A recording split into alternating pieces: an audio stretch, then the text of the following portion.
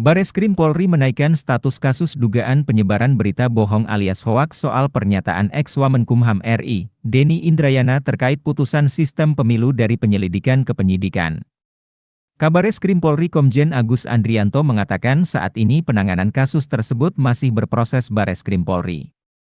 Meski sudah menemukan tindak pidana dalam kasus tersebut, namun pihak kepolisian belum menetapkan status tersangka kepada siapapun. Agus menyebut, pihaknya masih memerlukan keterangan ahli untuk melengkapi.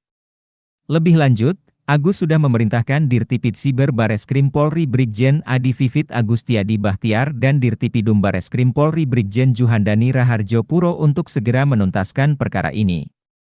Dalam hal ini, Bareskrim Polri menerima laporan terhadap ex-Wamenkumham RI, Denny Indrayana terkait dugaan membocorkan putusan Mahkamah Konstitusi, MK, terkait sistem pemilu. Laporan tersebut terregister dengan nomor LP B128V 2023 SPKT Bareskrim Polri tertanggal 31 Mei 2023 atas pelapor berinisial AWW. Adapun AWW melaporkan pemilik dua akun media sosial yakni Twitter Denny Indrayana dan Instagram Denny Indrayana 99. Denny dilaporkan melanggar pasal 45 ayat 2, Jo pasal 28 ayat 2, UITE dan atau pasal 14 ayat 1 dan ayat 2 dan pasal 15 UNO 1 tahun 1946 tentang peraturan hukum pidana dan atau pasal 112 KUHP pidana dan atau pasal 112 KUHP dan atau pasal 207 KUHP. Denny Indrayana merespons soal dia dilaporkan ke polisi terkait dugaan membocorkan putusan Mahkamah Konstitusi, MK, soal sistem pemilu. Denny mengatakan, setiap orang memiliki hak untuk melaporkan ke polisi. Namun, katanya, hak tersebut perlu digunakan secara tepat dan bijak.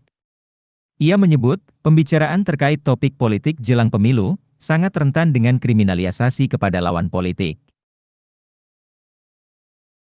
Kemudian, Denny juga menjelaskan, informasi yang disampaikannya kepada publik melalui akun sosial medianya terkait putusan pemilu beberapa waktu lalu adalah upayanya untuk mengontrol putusan Mahkamah Konstitusi, MK, sebelum dibacakan. Hal itu, Denny menerangkan, karena putusan MK bersifat final and binding, di mana tidak ada upaya hukum apapun dan langsung mengikat begitu dibacakan di sidang yang terbuka untuk umum. Oleh karena itu, ia menjelaskan, dengan mengungkap informasi kredibel bahwa MK berpotensi memutus sistem proporsional tertutup, Denny mengundang khalayak luas untuk mencermati dan mengkritisi putusan yang akan dikeluarkan. Ia berpendapat, sistem peradilan di Indonesia masih belum ideal. Terutama rentannya intervensi kuasa dan masih maraknya praktik mafia peradilan. Denny menjelaskan, harus ada kontrol melalui kampanye publik dan kampanye media. Sementara itu, Denny menyebut akan menghadapi proses hukum yang sedang berjalan. Ia menegaskan, jika proses hukum yang berjalan bergeser menjadi kriminalisasi kepada sikap kritis.